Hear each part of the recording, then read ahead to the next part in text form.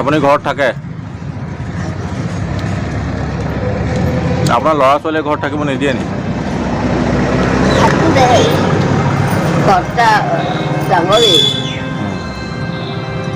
আজি গৰাকী আইতা লগ পালোঁ।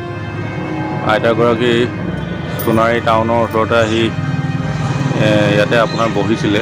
তো মই তেখেতক মোৰ সাধ্য অনুযায়ী কিবা এটা খাবলৈ দিলোঁ।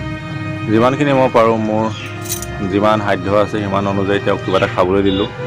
আমাৰ অসমখন তেতিয়ালৈকে উন্নত নহয় যেতিয়ালৈকে আমাৰ চিন্তাধাৰাবোৰ সলনি নহয়। নিজৰ মাক বাপেকক আলাহঠনি কৰিবলৈ এৰি নিদিয়ে মানুহে। এই মাক দেউতাকক ল'ৰা ছোৱালীয়ে এনেকৈ ঘৰৰ পৰা যেতিয়া খেদাই দিব, আচলতে দেখি পেলাই বেয়া লাগিলে। তেওঁ আহি ইয়াতে গৰমত বহিছে। বউটাই আমার পেটিকুট সেটিকুট সব দুইটা পালাই দিছে আর গা ভিতরে পারি না, পেটিকুট নাই।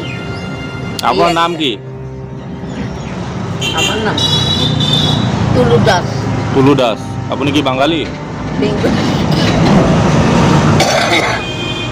আপনি কি ঘরতে? হ্যাঁ, মা নাই, বাপ নাই, দাদা নাই, সব মরে গেছিল। তো কথা হ'ল কি, আজি ভিডিঅ'টো এইটো কাৰণে বনালোঁ, দেখি খুব বেয়া লাগিলে। ইমান গৰমত এই আইতাগৰাকী আহি মানে ৰ'দত খোজকাঢ়ি ঘূৰি ফুৰিছিলে। মই দেখি ইয়াতে আপোনাৰ যেতিয়া আহি বহিলে, তেতিয়া মই তেওঁক কিবা খাব নি সোধাত তেওঁ খাম বুলি ক'লে আৰু মই তেওঁক মোৰ সাধ্য অনুযায়ী মতে আমি নিজক উন্নত কৰিবলৈ হ'লে নিজৰ মাক বাপেকক এনেকুৱা কৰিব নালাগিব কেতিয়াও। আৰু যেতিয়ালৈকে আমি যেতিয়া মোবাইলত ষ্টেটাছ লগাওঁ হেপী মাদাৰ্ছ ডে' তাৰ অৰ্থ কি থাকিলে যদি নিজৰ মাক বাপেকে ঘৰৰ পৰা উলিয়াই দিয়ে। তো ভিডিঅ'টো এইটো কাৰণে বনালোঁ যে নিজৰ মাক বাপেকক কোনো ল'ৰা ছোৱালী এনেকুৱা কৰিব নালাগে। আজি মোৰ দেখি বেয়া লাগিছে, কিন্তু তেওঁৰ হয়তো ল'ৰা ছোৱালীয়ে হয়তো আজি তেওঁক এইটোৰ ওপৰত দেখা নাই বা দেখিছে যদিও তেওঁক আলোচনা কৰিছে। তেওঁক বোলে ঘৰৰ পৰা কিবা খাবলৈ বিচাৰিবলৈহে পঠিয়াই দিয়ে ল'ৰা ছোৱালীয়ে। তো ভিডিঅ'টো এইটো কাৰণে বনালোঁ, যদি ভাল লাগিলে অকণমান শ্বেয়াৰ কৰি দিব।